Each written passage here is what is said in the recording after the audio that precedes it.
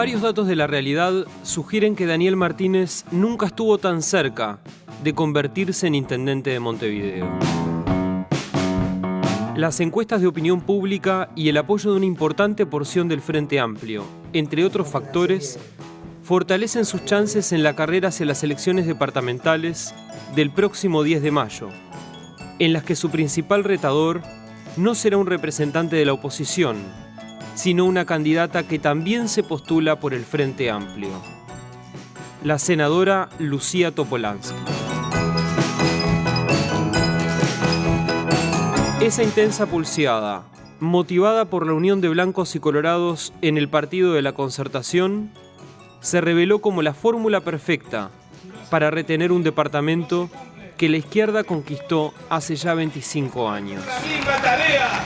No existe proyecto político si no se realiza, si no se concreta, si no hay excelencia, si no hay calidad en lo que se hace. Para eso, sin embargo, Martínez deberá vencer al potente aparato del MPP, que más de una vez ha sorprendido a propios y extraños por su capacidad de arrastre.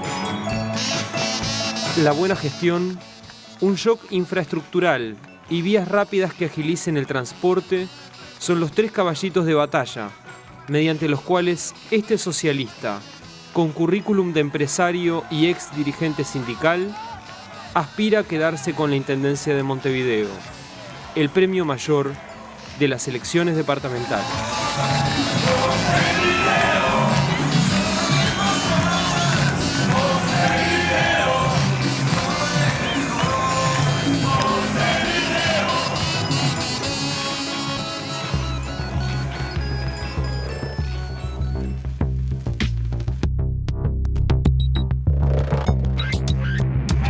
Daniel Martínez, candidato a la Intendencia de Montevideo por el Frente Amplio, bienvenido a Primera Vuelta. Bueno, un placer estar nuevamente acá. ¿Esta elección se juega en el Frente Amplio? ¿Es entre usted y Lucía Topolansky la cosa? Bueno, todo parece que va a ser así, por lo más que los candidatos a la concertación estén haciendo denodados esfuerzos para generar una polarización en contra de ellos. Parecería todo que fue a ser una decisión entre estas dos candidaturas. ¿No se preveía así hace un año esta situación? Sí, digo, tampoco se preveía que iba a haber dos candidatos, tres candidatos y dos candidatos de estas características entre el Frente Amplio. De todas formas, si tú repasas las declaraciones mías, yo decía, si el Frente Amplio es cierto, primero decía, es cierto que hay una parte de la ciudadanía que cuestiona el gobierno de la Intendencia del Frente Amplio, que está enojada, pero si el Frente Amplio hace bien las cosas, entiende que tiene que haber múltiple candidatura y elige bien los candidatos, el Frente Amplio no pierde de ninguna forma. O sea, no es que tuviera la bola de cristal, porque tampoco, por lo menos hasta 6 meses antes de que Lucía decidiera ser candidata, hasta agosto, ponele, del año pasado, nadie prevía, recién nosotros ahí empezamos a prever, nosotros, digo yo y mi equipo, empezamos a prever que eventualmente Lucía podía ser una candidata. Pero sí tenía claro que la inserción y la credibilidad que tiene el Frente Amplio en Montevideo y en todo el país, porque quedó demostrado en las elecciones de octubre, que aún a pesar de errores, aún a pesar de que no ha hecho todo bien, aunque ha hecho muchas cosas bien, el Frente Amplio tiene credibilidad y tiene carta de crédito. Y yo diría que es lo que no terminan de entender los blancos y los colorados. Ellos no han logrado generar expectativas de que son realmente una opción de gobierno. ¿Alguna vez se imaginó estar compitiendo por la Intendencia de Montevideo con Lucía Topolansky? No, recién en agosto. Por agosto ahí sí empezamos a manejar la posibilidad de ¿Y qué le hizo pensar en eso? Olfato político. Conocer el Frente Amplio y conocer a los compañeros del MDP, no sé. Tener cierta... Yo llevo 16 años, está bien, de los 16 a los 27 fue lucha clandestina, donde ahí era todo magia, todo heroísmo, uno no estaba en la interna de los cálculos, pero luego uno se fue haciendo las cuestiones de las realidades de la política y conociendo las lógicas, las psicologías de los compañeros. ¿Y usted llegó a la conclusión de que el MPP iba a poner toda la carne en el asador? Era una opción cierta, y eso implicaba poner a Lucía, no había duda. Hay quienes sostienen que una de sus fortalezas para ganar esta elección está en el voto extrapartidario. De muchos blancos y colorados que dicen, bueno, la cosa se define en el Frente Amplio. ¿Qué señales está dando a estos votantes usted? Yo en realidad, nuestra estrategia, porque bueno, esto ha sido algo que hemos construido y discutido con un grupo de gente, es ser siempre el mismo, lo que he sido toda mi vida, lo que en parte mucha gente que me conoce hace muchos años me reconoce. Lo mío es trabajar mucho, tratar de tener mucha profesionalidad, no implica ser profesional, sino mucha seriedad, mucho buscar de tomar decisiones con mucha información, con análisis de la realidad, no creer que la realidad se adapte a lo que yo quiero, sino interpretar la realidad tal cual es y en base a eso tomar decisiones y trabajar. Y trabajar no solo a la hora de elaborar propuestas serias, fundadas, sino además de trabajar con la gente. Por allá por agosto, julio, las elecciones fueron en mayo, en junio del 2010, a 2 semanas de terminar las elecciones municipales, o 3 semanas, yo empecé a recorrer el país y ir a los barrios de Montevideo. Tenía un pedazo del corazón con un agujero partido, pero bueno, lo mío es trabajo y es vinculación con la gente, tratar de entender las realidades, ir a trabajar sin demagogia, sin clientelismo político. ¿Y suturó esa herida? Sí, y rápidamente. Nunca, siempre en la vida, por suerte, me he dedicado a construir, no a destruir. Por eso mismo salí a defender el gobierno nacional, aunque tenía matices, salí a defender el gobierno de Ana, aunque tenía matices, y sobre todo trabajar con ojos grandes y oídos grandes para ver y escuchar la realidad de la gente, ¿no? Cosa que hoy, cada vez que voy a un barrio, me pasa que cada vez que voy a un lugar, ya estuve alguna vez, y la gente me dice, ¿te acordás cuando te planteamos tal tema? Y la gente se acuerda. Es un candidato instalado usted. Se acuerda, la gente se acuerda que yo estuve. Estuve cuando de repente, bueno, poca gente iba. O sea, trabajé los 5 años, ahora no trabajé cada 5 años.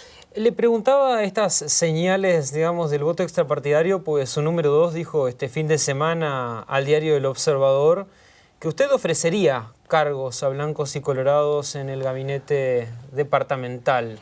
Eventualmente, en caso de ganar. No, pero no se trata de un mensaje, eso no se trata de un mensaje a los blancos y los colorados. No hay que interpretarlo así, digamos. No, para nada. Se trata de un concepto, yo lo he dicho. No creo en el reparto de político de cargos. Creo en buscar la mejor gente para el mejor lugar, sabiendo sí que se necesita el compromiso con los objetivos políticos, eso sí. Se requiere gente que esté comprometida con los objetivos políticos. Y que sepamos que la intendencia, bueno, hay ciertas metas para cumplir y donde siempre el centro de los desvelos debe ser el ciudadano. Y que implica entonces, además de tener el compromiso con las metas que nos pongamos, con esos objetivos políticos, sumarle los 3 criterios que yo he marcado, porque yo no he pensado todavía un gabinete, quién va a ser los miembros del gabinete. Sí he fijado criterios. Primero, idoneidad, saberla hacer, que implica mejor si sabes del tema, pero sobre todo gestionar. La gestión, el saber gestionar no se compra en una farmacia, no te lo dan en ninguna facultad, de repente te ponen elementos, pero se aprende en la propia práctica de la vida, equivocándote, viendo a otros invocar y equivocarse, y por lo tanto es muy importante tener alguna experiencia en gestión, liderar grupos humanos, motivar, gestionar en base a objetivos, en base a metas. Le pueden decir que la intendencia no es una empresa. Y yo te puedo decir que no conozco, separar metas políticas de la gestión es ir al fracaso. La gestión es parte del cumplimiento de las metas, si no es una tontería. Segundo punto, criterio para elegir gente, trabajo en equipo. Hay muchas tresitas, siempre lo hay, y está bien, yo respeto. Uno no es el dueño de la verdad y cada uno tiene su personalidad. Hay mucha gente que le gusta lucirse y de repente si otro queda pegado no importa. A mí me importa que el equipo trabaje, yo le he dicho, a lo espartano, ¿no? Con tu escudo cubres la mitad de tu cuerpo y con el resto del escudo cubres la mitad del cuerpo del compañero y a su vez a ti te cubre la mitad del cuerpo del otro compañero. Trabajar en equipo sabiendo que acá lo que importa es lograr metas y no cuán bien salga parado cada uno y cuán bien salga en la foto, digamos. Y tercero, el tener alma, que está muy vinculado a lo que se hizo estos 5 años. El conocimiento no es patrimonio de iluminados, de genios. No se puede sacar políticas perfectas o por lo menos lo más acertadas posibles con la cola en un escritorio. Se requiere escuchar los aportes y los puntos de vista de todo lo que tiene algo que ver sobre un tema y así enriquecer y tener la mejor propuesta que por lo menos contemple los puntos de vista mayoritarios o por lo menos los puntos de vista que aseguren el éxito y la solución del problema que se quiere encarar. ¿Y dónde queda la fidelidad de un proyecto, la capacidad política? Y en el principio, tú pones metas. La fidelidad de un proyecto es cumplir metas. No es una entelequia, no es una teoría, es una realidad. O sea, es lograr generar, contribuir a la equidad dentro de Montevideo, aportar la solución de vivienda, contribuir a la solución de la salud, pero también tener una movilidad urbana y en particular un transporte público de excelencia y de calidad que motive a los cada vez más uruguayos que tienen su vehículo particular, sea ahora vamos al tema del transporte. Que no lo usen, tener una ciudad limpia, tener una ciudad iluminada, tener una ciudad justa, con igualdad de oportunidades. Ese es el proyecto político. Pero sin gestión, lo que podemos hacer de repente es ir para atrás. Te voy a contar una anécdota. Un segundo. Yo era un feliz militante de base, empresario y exitoso profesional, porque estaba desarrollando tecnología aplicada, hacíamos máquinas de $500 millones en Uruguay, robótica, y a su vez económicamente me iba espectacularmente bien. En febrero del 2005 me llama Tabaré Vázquez y me dice: Daniel, yo sé que tú sos enamorado de la ingeniería, me han dicho que fuiste, en ANCAP, un destacado ingeniero y aparte ahora en la actividad privada te va muy bien, en lo económico y en lo profesional, pero para alcanzar el 20 o 30% del programa del Frente Amplio vamos a tener que hacer mucho. Cambiar un país cuesta, y mucho más un país en el estado que lo recibimos. Ahora bien, si no gestionamos bien, no solo no avanzamos nada en el programa, sino aparte nunca más nadie nos vota. Necesito gente con capacidad y experiencia de gestión como tú. Eso es tener claridad política. Despreciar la gestión es ir contra el proyecto político. ¿Puede decirse que la suya es una candidatura más recostada a la figura de Tabaré Vázquez que la de Topolansky, por ejemplo? Bueno, históricamente yo creo que yo me siento muy identificado con el encare. Te estoy diciendo justamente esta experiencia que a mí me maravilló. Por eso se lo preguntaba. También tengo mis matices, mis puntos de vista, que aparte, algunos fueron públicos, conocimiento de divergencias que hubo en algunos temas entre el Partido Socialista y Tabaré Vázquez, pero sí, yo soy una persona que respeto y valoro muchísimo el encare de cómo conjugar el cumplimiento de los objetivos políticos que significa el programa de Frente Amplio con la capacidad de llevarlos a la práctica, que es saber gestionarlos para alcanzarlos. Ahora, ¿la decisión de los cargos del gabinete debería ser del intendente o del Frente Amplio? Ninguna duda, del intendente. Lo peor que puede pasar en una organización es que la gente responda a un agente externo, como puede ser un partido político, y no al equipo, liderado por quien lo tiene que liderar, que en este caso es el intendente. Eso sería un disparate organizativo con terribles consecuencias a la hora de lograr el cumplimiento de las metas. ¿Y el ofrecimiento eventual de cargos a blancos y colorados? Ahí lo importante es, ¿se está de acuerdo con los objetivos políticos y se cumplen las 3 condiciones? Bueno, veremos. Yo no puedo asegurar que vaya a haber blancos y colorados. Lo que sí digo claramente es de que tenemos que gobernar para todos los montevideanos, enamorar a todos los montevideanos y buscar la mejor gente para los mejores lugares.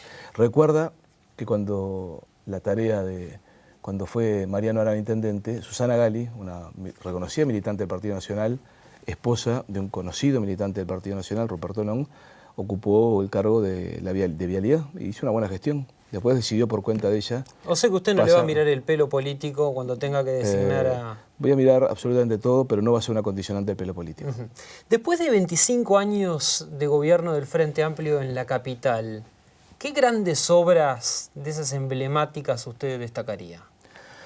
Que faltan hacer, dices tú. No, que ya se han hecho. Que se han hecho. Yo creo que hay mucho en cuanto, todo lo que fue la inversión en el embellecimiento de 18 de julio y Ciudad Vieja, volviendo a crear un centro turístico de esta zona, por más que también uno dice que hay mucho por hacer. Una de las metas que nosotros tenemos es avanzar mucho en el tema veredas y queremos empezar invirtiendo directamente en la Intendencia por las veredas de Ciudad Vieja en el tema veredas, ¿no? En otros temas, porque la Ciudad Vieja y el 18 de julio son un generador de riqueza impresionante a través como centros turísticos, por sus características de combinar aspectos coloniales con Art Deco, con Art Nouveau, y en definitiva siendo algo que poca gente sabe, que el principal destino turístico del Uruguay es Montevideo. más inclusive con Punta del Este y con una belleza, parejo en el tiempo, no tiene un gran pico en enero y eventualmente en diciembre y algo en febrero, sino que es parejo a lo largo del año. Y también yo creo que ha habido todo el tema de los contenedores, que en su momento creo que fue muy exitoso, en su primera etapa sobre todo, con una forma racional del manejo de la basura, que permitió creo que avances sustanciales. Creo que las políticas que tuvo que desarrollar Tabaré Vázquez, que de repente quedaron perdidas porque luego vino un gobierno del Frente Amplio que cubrieron el área social. Pero recordemos que cuando Tabaré Vázquez fue intendente, las políticas sociales de Uruguay, en vivienda, en salud, en integración social, en igualdad social, con todo el respeto a quien pueda opinar lo contrario, pero creo que objetivamente prácticamente no existían, y en Montevideo, Tabaré Vázquez y luego Arana lideraron políticas de atender y cubrir cuestiones que el gobierno nacional no hacía. Recordemos también que la iluminación tuvo un salto cualitativo descomunal. Yo les preguntaba un poco porque no parecen haber algunas obras que hayan cambiado directamente la fisionomía de Montevideo, y usted incluso en esta campaña ha hablado de que la ciudad necesita también ser un shock infraestructural, pero también ser el correlato de un proyecto político que también se expresa a nivel nacional. Totalmente de acuerdo. A imagen y semejanza, por ejemplo, del tema del primer vallismo. Ahora, ¿cuáles serán...? Vallismo y, digamos, los primeros 20, 30 años del siglo XX, exactamente. Bien, ahora, ¿cuáles serán esas grandes obras que usted se está imaginando ahora? Si tú me escuchaste, por lo que veo me escuchaste, yo hago una comparación histórica porque creo que hay similitudes históricas en cuanto al estado de ánimo y a las condiciones objetivas que existían al principio del siglo XX con lo que existe hoy. Ahora, el vallismo hizo la Rambla, obras... Hizo la Rambla Sur, hizo todo ese periodo, el Palacio Legislativo, el Palacio Salvo, hizo el puerto de Montevideo, que se empezó a construir en 1901 con Lindolfo Cuestas y terminó en 1907, 8, si mal no recuerdo. Ahora, ¿qué obras está imaginando Martínez ahora en la cabeza para Montevideo? ¿Por qué son parecidas las épocas? Porque en aquella época, terminadas las guerras fratricidas, solucionado lamentablemente por la vía de las armas y con mucha sangre las viejas luchas caudillescas, el Uruguay empieza a integrarse con la paz y con la suma de decenas de miles de migrantes de todas partes del mundo,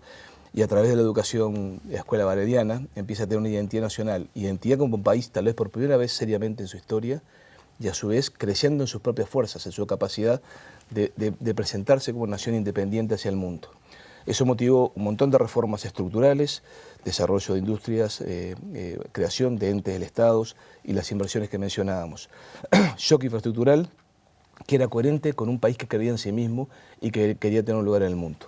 Después pasó lo que pasó, 60, 70 años de picada para abajo, salvo alguna ayuda de la Segunda Guerra Mundial y la Guerra de Corea, en picada, perdiendo tal vez a veces hasta la propia credibilidad en el propio proyecto propio como nación. Ahora, ¿qué ha pasado en los últimos 12 años por lo menos? Un país que crece, un país que aparte con el gobierno del Frente Amplio, crece más que el promedio de la región, crece más que el promedio del mundo. Sí, pero Montevideo parece que no acompaña. Y además, justamente, tiempo tienen las cosas.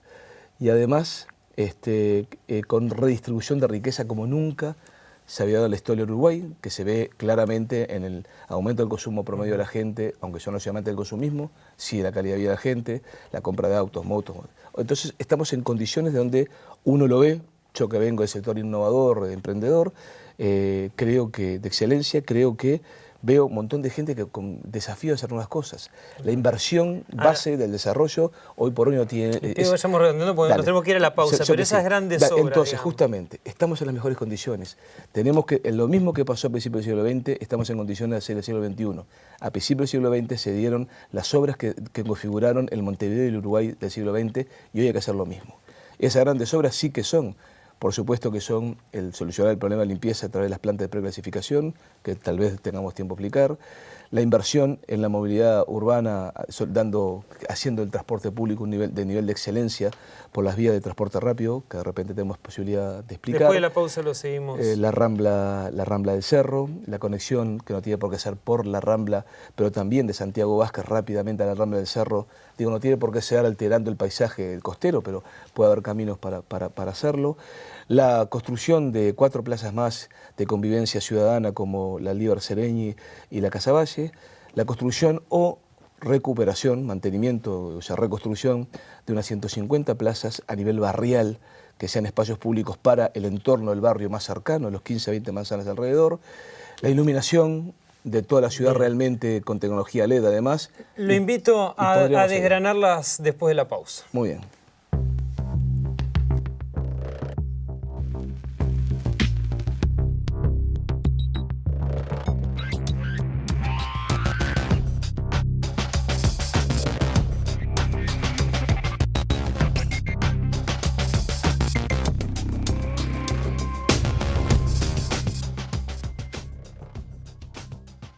Ante la idea instalada de que Montevideo está sucia y de que haga lo que haga la Intendencia, esta situación va a seguir igual. ¿En qué medidas concretas piensa de impacto para solucionar el tema de la limpieza? Bueno, ahí nuestra idea es repetir, adaptándolo como un traje a medida, como siempre son estas cosas. No se pueden copiar linealmente modelos, hay que adaptarlos. Es lo que hemos visto en varias ciudades del mundo, Madrid, lugares de Alemania, Francia, que es colocar distribuidas a lo largo de Montevideo plantas de preclasificación que impliquen que los barrios cercanos, en los barrios cercanos los camiones recolectores recogen la basura, la llevan a esa planta de preclasificación que queda cerca, con lo cual, en vez de estar yendo el camión recolector recorrerse medio Montevideo, sobre todo en el caso de las plantas, en los barrios más lejanos, para llegar a Felipe Cardoso, al punto de posición final de residuos, al vertedero, gana mucho tiempo porque lo tiene cerca. Con lo cual, o puede volver al territorio, a los mismos barrios a recoger nuevamente, o colocar en un barrio que no se necesite volver más de una vez menos camiones y reforzar barrios que, por densidad de población o por mayor nivel adquisitivo, generan mucho más basura. ¿Más recorridos? Mayores frecuencias, que lo que te permite no perder tanto tiempo viajando hasta el vertedero, ¿entiendes? A su vez, esas plantas de preclasificación serían trabajadas en base a un proyecto de capacitación de INEFOP por quienes hoy cumplen el papel de ser clasificadores, solo que en vez de estar trabajando, aparte del tema de los carros, los caballos, los riesgos del tránsito y de la indignidad, o sea, del gran problema que yo creo que yo no creo como hombre de izquierda, a mí no me gusta, me duele en el alma ver una persona de cabeza en un contenedor entre la mugre, con todos los riesgos de lastimarse y de contaminación que puede implicar. Esa gente estaría trabajando, clasificando la basura en un sistema de cintas transportadoras, tolvas donde ir tirando los diferentes productos, trabajando con guantes, con su delantal, con sus lentes de protección, con su tapaboca, teniendo servicio médico para atenderse en el caso de un accidente, lastimarse, lo que sea. Formalizar, digamos. Exactamente, pero dar condiciones. A su vez, se estaría recuperando el valor económico de la basura. Si hoy se calcula que se recupera unos 150 millones de dólares sin ser el 100% de la basura, eso a través de los clasificadores, se puede llegar a 400 tal vez millones de dólares de recuperación de valor económico, recuperando el total de la basura de Montevideo. Y a su vez, como lo que queda, porque claro, tú separas por un lado vidrio, por otro lado metales, por otro lado orgánicos, por otro lado plásticos, por otro lado papel y celulosa, y lo que te queda es un 20-30% del total de residuo, que además lo compactas, lo llevas en un camión compactador y eso sí va al vertedero, con lo cual el vertedero llega tal vez menos de un 20% del volumen inicial de residuo, con lo cual la vía del vertedero se extiende pila. Ganas por todos lados. Martínez, usted empezó esta campaña hablando de transporte, decía que Montevideo necesita un plan de transporte multimodal, manejó la idea de un subte, luego mencionó la posibilidad de tranvías y ahora está hablando de ómnibus. Se lo escucho hablar de los BTR, de los ómnibus rápidos. ¿La capital del transporte tiene que resignarse sí o sí al ómnibus? Mira, opciones son todas y tal vez en el mediano plazo estemos llegando a algunas de las que primero mencionamos. Lo que nosotros quisimos poner es claramente que se necesitaban sistemas de transporte rápido. Puede ser un subte, ni que hablar, calcula entre 100 y 150 millones de dólares el kilómetro. Puede ser tranvía o trenes ligeros, monorrieles, que calcula entre 15 y 18 millones de dólares el kilómetro. O, lo que parece más lógico empezar en primera etapa, sistema BTR, los buses de transporte rápido, que se calcula entre 5 y 7, 6, 7 millones de dólares el kilómetro. La diferencia es bastante importante, como verás. Parece lógico que aunque de repente en el mediano plazo, a largo plazo, terminemos accediendo a otras formas de transporte rápido, hay que también tener claro que el subte requiere cantidad de pasajeros para pagar la inversión bastante importante que por línea, lo cual por ahora no sería posible en Montevideo, pero el sistema multimodal implica tener un sistema de transporte rápido, que en un principio sería una primera etapa del BTR, que éste recorra rápidamente distancias importantes, ganando tiempo en la movilidad en distancia, teniendo paradas en donde de ahí en cada parada haya una red de ómnibus, microbuses, que redistribuya la gente a cada lugar que quiera ir entre paradas distantes, donde cada parada aparte tenga condiciones dignas, o sea, tenga paredes, tenga... ¿No les gustan estas paradas de ahora? No, pero aparte, tuviste que el cambio climático está generando varios cambios en la realidad de nuestro clima. Uno de ellos es que la lluvia ya no cae vertical, cae más bien de costado y cae... Entonces esta parada no sirve. Te protege en algunas condiciones, claro. Pero aparte, acuérdate, estas son paradas grandes y distantes. Porque después sí están los buses que te llevan a cada punto. Ahora, yo le preguntaba por el tema de si hay que resignarse al ómnibus, en parte porque el programa del Frente Amplio habla de plan multimodal. Sí. Al final de su eventual mandato como intendente de Montevideo, ¿vamos a ver, por ejemplo, un tranvía por la Ciudad Vieja como propone Alfredo Guerra, el artista que se ha mostrado con usted, o no? ¿O eso es solo una imagen de campaña? Hincha defensor, además. Pero, muy importante.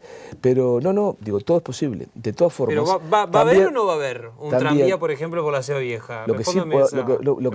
Un tranvía por Ciudad Vieja, puntualmente por Ciudad Vieja, puede haber. Ahora bien, los ómnibus pueden ser eléctricos también. Los de transporte rápido pueden ser eléctricos. O pueden utilizar gas natural comprimido, que también contamina muchísimo menos. Bien. El objetivo todavía es no tiene una modalidad elegida de las mesas. Claro, o sea, no. Seguramente en nuestro modelo ya esperemos tener la red gasificadora funcionando, ya esperemos tener un sistema de respaldo de cargas que permita tener trenes que sean inclusive bimodales, ¿no? Eléctricos y con gas natural comprimido. O sea, cambian la matriz del transporte. Absolutamente. Bien. Por suerte tenemos exceso de energía eléctrica y aparte renovable, gracias al Plan Estratégico de Desarrollo de Energía. Otra de las propuestas de Guerra, Frente Amplio. El tren elevado por Avenida Italia para conectar con la ciudad de la costa. Eso lo veo más difícil en la primera etapa por lo que te digo, o sea, los costos son bastante mayores. Sí pensar en la Avenida Italia, lo mismo que en el 8 de octubre, lo mismo que en Garzón. Una vía rápida. Vías rápidas, lo mismo que en algún otro lado, vías rápidas. Bien. ¿Se van a ensayar algunas alternativas que ya se han aplicado en otras urbes, como el flechado de algunas calles en hora pico o la habilitación a determinados números de matrícula para salir, visto la cantidad de autos 0 kilómetros que se están vendiendo por año y cómo se están anegando algunas calles de la ciudad? La base, el concepto es desarrollar un sistema integral de transporte público que sea rápido, eficiente, limpio, que cumpla los horarios y que brinde servicios y en un clima de respeto al ciudadano. Ese es el objetivo que se va a lograr a mediano plazo. ¿Por qué digo esto? Porque el objetivo del fondo es que la gente se traslade sin utilizar un vehículo particular. Cada vez que un ciudadano prende un vehículo, un motor a combustión interna, sea una moto o sea un auto y viaja solo, estamos cada uno contaminando la atmósfera, ¿de acuerdo? Y aparte, no existe ciudad que pueda soportar la cantidad de vehículos que hoy por hoy, por suerte, gracias al crecimiento económico y a la redistribución de riqueza de las políticas Frente Amplio, se ha logrado. ¿Y entonces qué hacemos? Entonces, tenemos un transporte público que cumpla los horarios, que sea rápido, que sea eficiente, que sea limpio y que brinde servicios en un clima de respeto al ciudadano, ¿de acuerdo? De forma de que se dé lo que se da en Londres, en París, en Bruselas, en tantos países.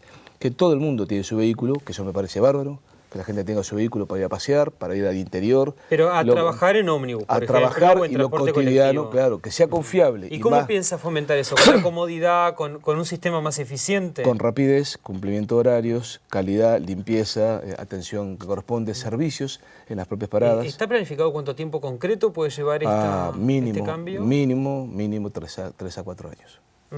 O sea que va a haber que esperar un poco también. Yo creo que sí, y lamentablemente me encantaría decir, ¿la magia existe? Yo creo que sí, existe la magia cuando uno se enamora de una idea y mete para adelante. Capaz que incluso no lo vemos en su periodo, lo vemos en el que viene. De repente no, pero bueno. Lo suyo es una siembra, digamos. Si uno va a gobernar solamente pensando que va a cosechar políticamente, eso es no tener pensamiento estratégico. Hay que pensar siempre qué va a pasar dentro de 10, 15 o 20 años. Martínez, ¿el precio del boleto está acorde con el servicio que se brinda? El precio del boleto entra en muchos factores, ¿no? Porque yo no sé si está acorde, digo, es el precio real. Tú miras la estructura de costo, la paramétrica, y todos los componentes que la integran son costos reales, no son inventos. Está fuertemente subsidiado, ¿no? Sí, claro. Tú recuerda que el combustible tiene un tope, el combustible vale el valor que siempre tiene, porque aparte está topeado, no tiene nada que ver con la realidad, es muchísimo menos que lo que sale en el mercado, ¿tá? Porque está el subsidio del gasoil, más el subsidio boleto, más el subsidio que genera el Ministerio de Economía para los estudiantes, jubilados, parcialmente para jubilados y tercera edad, y universitarios. O sea, hay subsidios por todos lados. De todas formas, pese a eso, los costos que tiene reflejan los costos reales del sistema. Nosotros vamos a aplicar una reestructura global del sistema, ¿no? Y también hay que, porque a veces una gente, está caro el boleto, y tiran, tiene que estar a 18, 15, no sé. Sin embargo, es interesante ver que uno de los problemas estructurales de la suba del boleto se debió cuando el transporte urbano debió extenderse, y en cantidades importantes, a lugares donde antes no iba o iba muy residualmente porque ahí vivía poca gente. ¿Qué pasó? Durante la década del 70, 80 y 90, las políticas económicas de gente que no quiso hacer daño, pero la erró feo, expulsó a buena parte de los montevideanos de las áreas centrales con servicios, ¿de acuerdo? Y a su vez, mucha gente que no conseguía subsistir con dignidad en el interior, terminó viniendo y no podía ir a las áreas centrales de Montevideo que tenían servicios, que era imposible pagar los servicios, los alquileres, las contribuciones, bla, bla. Con lo cual terminaron todos en asentamientos y la ciudad se extendió. Con lo cual hubo que, nos quedamos sin saneamiento, ahora hay que estar invirtiendo en saneamiento para llegar a lugares que de repente nunca había que haber construido, o tal vez dentro de 100 años cuando tuviéramos población, y en definitiva... Lo mismo con las líneas de ómnibus. Y lo mismo, claro, lo cual hicieron mucho más ineficiente el sistema. Ahora, ¿se puede bajar el precio del boleto? No pongamos la carreta delante de los bueyes. Se preguntó porque su número 2 dijo que en los próximos días vamos a presentar una propuesta con elementos objetivos que permitan reformular los costos de los boletos. Nosotros exactamente estamos trabajando en eso, pero no pongamos la carreta delante de los bueyes. ¿Qué es lo que estamos haciendo? Preparando una propuesta de reforma integral de reforma del sistema de transporte, que posiblemente genere eficiencias que impliquen en un mediano plazo bajar costos. Pero no es una cosa que podemos ir ya, ni tampoco, por más que algunos pueden tirar algún número, y yo sé que en mi equipo alguna gente tira algún número, creo que es muy apresurado decir va a ser tanto. Lo invito a hacer una nueva pausa. Pero, como tú digas.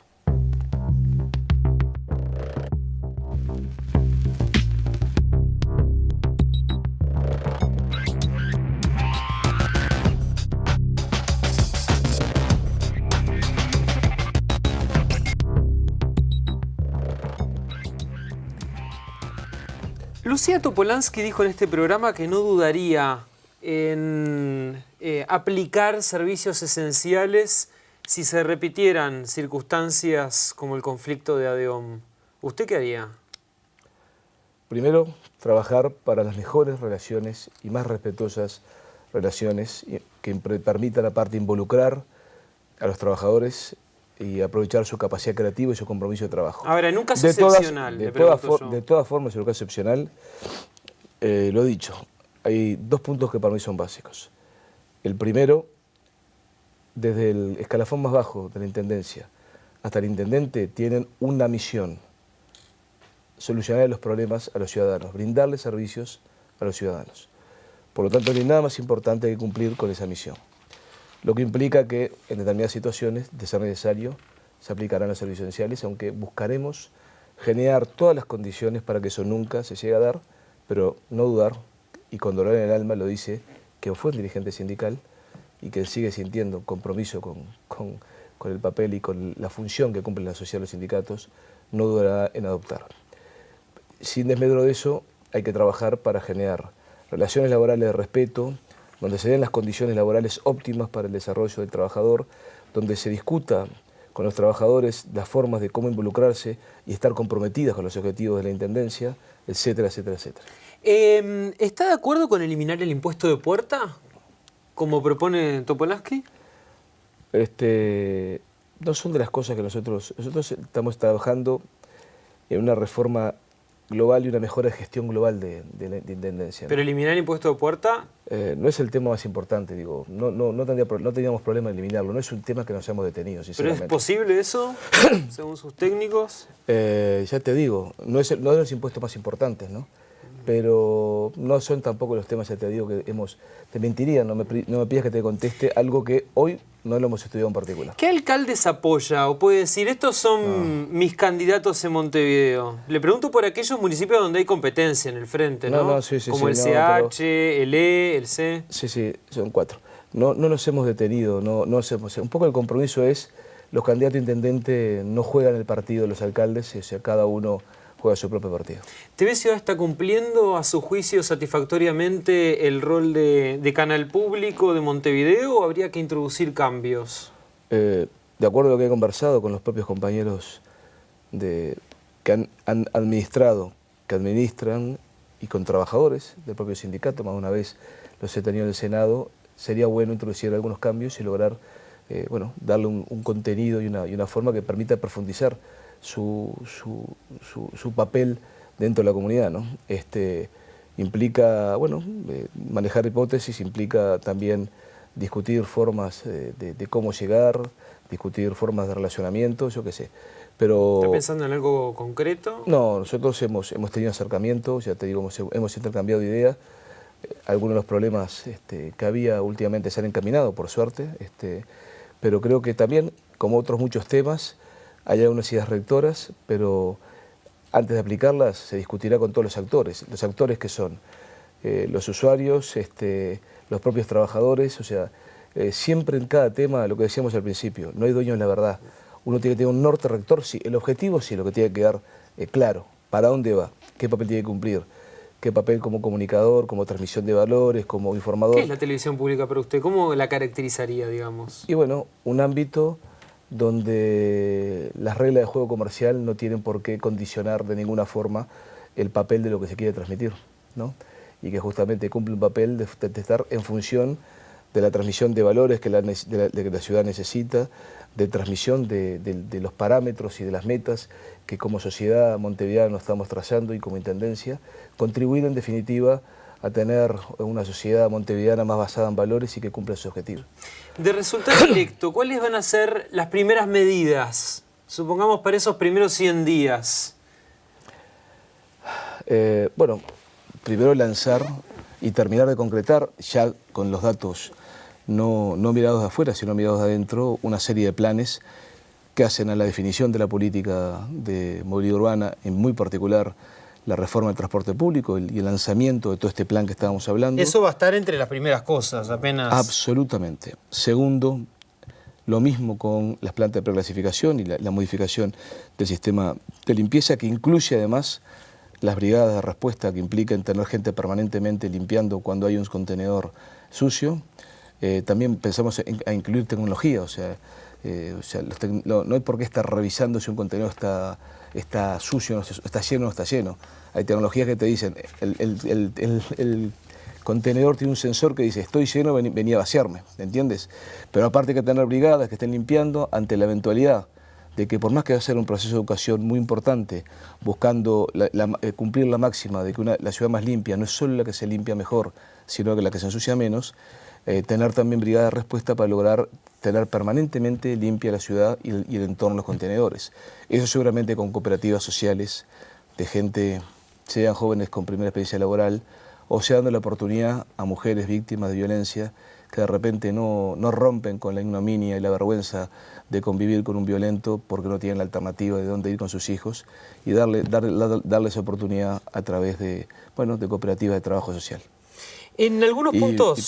Podríamos seguir plazas de deporte, las plazas que mencionábamos, la iluminación, digamos, lanzar las metas sustanciales de ese plan que hemos venido elaborando a lo largo de estos 2 últimos años. En algunos puntos clave de Montevideo, la iniciativa privada y pública parecen ir en sentidos opuestos, ¿no? En la Ciudad Vieja despunta el Bajo, ¿no? Una propuesta que ya ha recuperado varias casonas, incluso la casona Maguá de alto valor patrimonial, pero la Intendencia la ha multado recientemente por algunos murales de artistas en esas fachadas.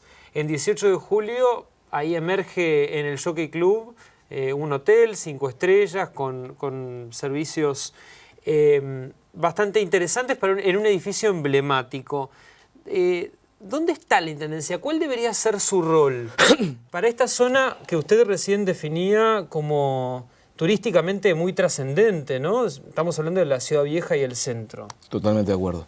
Sin duda hay que buscar mantener ese acervo histórico, cultural y turístico que tiene Montevideo, de haber mantenido inclusive, sobre todo en Arte Nouveau, que es un arte mucho menos desarrollado en el mundo, mucho más corto en el tiempo de su desarrollo, y que en Montevideo hay edificios emblemáticos, pero también en todo lo que es lo colonial, el Art Deco, hay que buscar combinar, mantener el valor turístico, que es un valor que tiene la ciudad, que permite diversificación productiva, trabajo de calidad, todo lo que todos sabemos, combinarlo con la inversión privada que nos permita justamente potenciar la capacidad de tener mayor oferta de servicios que agreguen valor, en definitiva, gente trabajando, desarrollando sus capacidades, sus gustos. Ahora, ¿tiene un plan para el centro? Porque Lucía Topolaski presentó uno. Hablaba de cambiar el mobiliario urbano, ensanchar veredas. Invertir en las veredas. Nosotros hemos dicho, unas cosas que queremos hacer es tomando la Ciudad Vieja de 18 como un centro de lo que es el turismo y un Montevideo como principal centro turístico del Uruguay. Tenemos que invertir en veredas, tenemos que invertir en mobiliario, tenemos que invertir en adorno ornamental de árboles y plantas, tenemos que en definitiva retomar lo que hizo en su momento el arquitecto Mariano Arana, embelleciendo la ciudad y haciéndola, esa ciudad atractiva, con gente educada, que sea amigable con el turista, pero que invite de por sí, tanto estéticamente como medioambientalmente, como desde el punto de vista de la calidad de donde uno transita, etcétera, que invite justamente a que los montevideanos la disfruten, pero también los turistas. Hablemos de la otra punta de la ciudad. ¿Cómo se integran las dos Montevideo que emergen a los dos lados de Avenida Italia? Se integran dando igualdad de oportunidades, se integran generando condiciones... ¿No es muy general eso? No, sí, claro. O sea, la integración fundamental se da por varias vías. Primero, buscando espacios donde la sociedad conviva. Lo que hacía antes la escuela pública, ¿verdad? Y que dejó de hacerlo cuando las políticas neoliberales hicieron que se fueran, como yo decía hoy, importantes sectores de gente con menos poder adquisitivo tuviera que salir de las áreas centrales y terminar en asentamientos. Y donde aparte de los pocos que quedaron, terminan siendo eso la escuela pública, pero el resto va a la escuela privada. Por lo tanto, la escuela pública como gran integrador de la sociedad, lo que decía Varela, ¿recuerdas, no?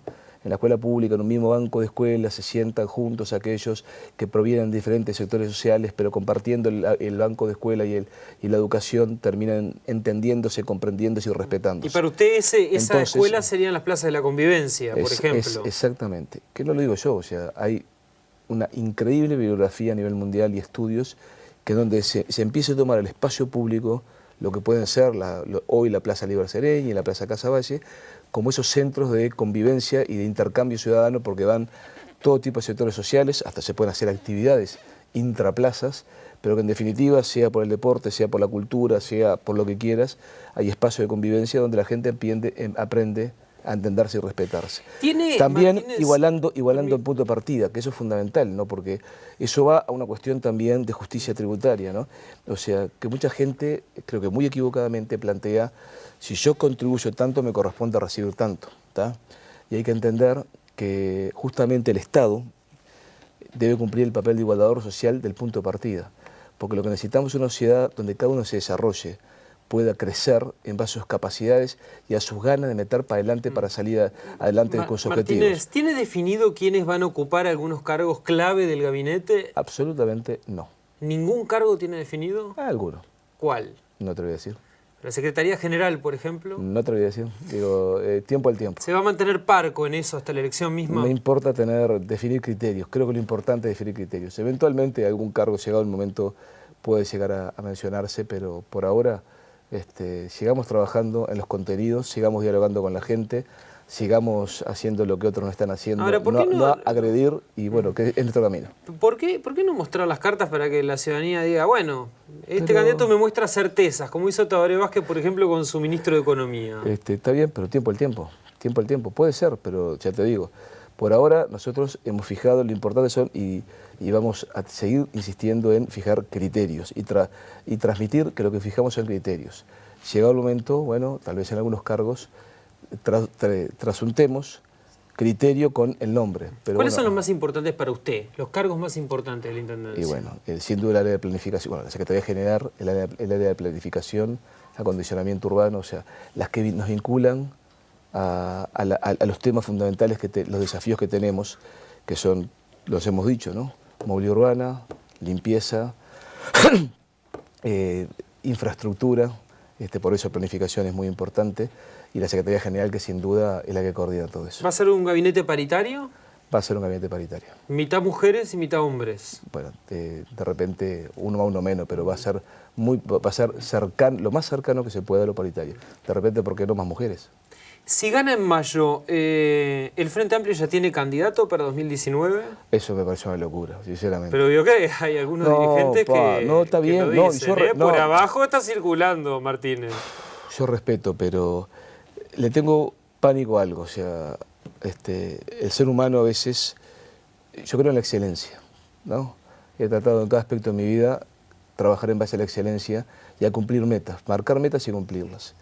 Sin duda, cuando hay proyectos que trascienden la función que estás cumpliendo, el riesgo de que, no creo que en lo personal descarto porque me conozco absolutamente, pero el riesgo de que algunos olviden que la tarea central es solucionar el problema del ciudadano hoy y no dejar de hacer nada que haya que hacer por miedo a condicionar el futuro, es un riesgo cierto. Pero usted comprenderá que... No quiero que ese riesgo esté presente en mi gestión en la Intendencia si es que gano. Ahora, usted comprenderá que hay gente que mira las posibilidades, dice, bueno, si Martínez llega a la Intendencia, es muy probable que para la próxima su nombre esté ahí. El nombre del Intendente de Montevideo siempre después está en el ruedo. Tabaré Vázquez mismo ha sido un hombre que estuvo en la Intendencia de Montevideo y luego fue candidato a la presidencia, ¿no? Eso implicaría hacer una buena gestión, que todavía no está escrito, determinado por el destino. Eso hay que demostrarlo en la práctica. Daniel Martínez, candidato a la Intendencia de Montevideo por el Frente Amplio, gracias por venir a Primera Vuelta. Gracias a ti, un placer igual que la vez anterior.